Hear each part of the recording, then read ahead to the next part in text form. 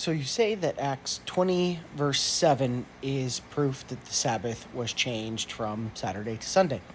Let's look at that.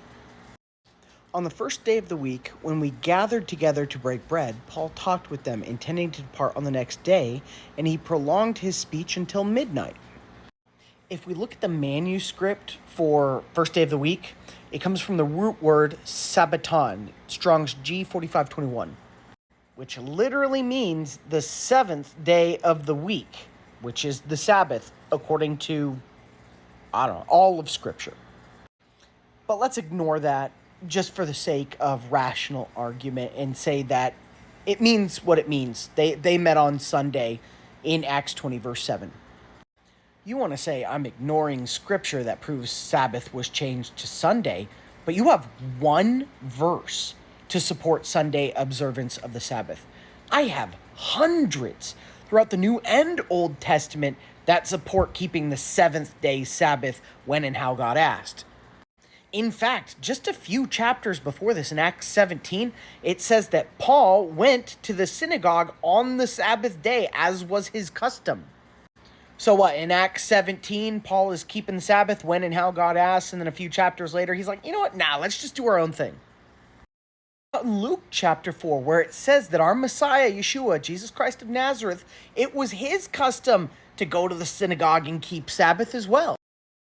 In 1 Corinthians 11, Paul says, be imitators of me as I am of Christ. Well, we just read where it was Christ's custom to keep the Sabbath when and how God asked. We just read where it was Paul's custom to keep Sabbath when and how God asked. And in 1 John, are we not commanded to walk the same way which Christ walks? That includes the Sabbath. But if you want to argue this Sunday Sabbath thing, fine. Let's talk about what the words on the page actually say, because when you look at them, this doesn't even support Sunday Sabbath. The words on the page literally say, on the first day of the week, they gathered to break bread. This doesn't say, hey, the church gathered together and decided to change the Sabbath. Have none of you ever had a Bible group or a potluck on a Monday or Tuesday or Wednesday? Does that mean you're changing the Sabbath? The church meeting together on Sunday to break bread together is not justification to change the Sabbath. In fact, show me anywhere in Scripture where God gave man or an institution the right to change his commandments. Deuteronomy 4, you shall not add to the word I am commanding you, nor take from it, that you may keep the commandments of the Lord your God that I command you. Deuteronomy 12, everything that I command you, you shall be careful to do. You shall not add to it or take from it. I would say that changing the seventh day Sabbath to a different day and changing the regulations surrounding that day pretty well violate his commandments to not add and take away from his commandments.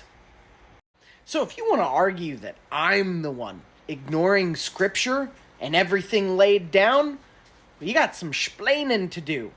Where's your witness of 2 or 3? You have one verse that, when not even deeply examined, it does not support changing of the Sabbath. Where's your witness of 2 or 3? Not there. That's God's regulations. He does nothing except by the witness of 2 or 3. He says it, Jesus says it, even Paul says it.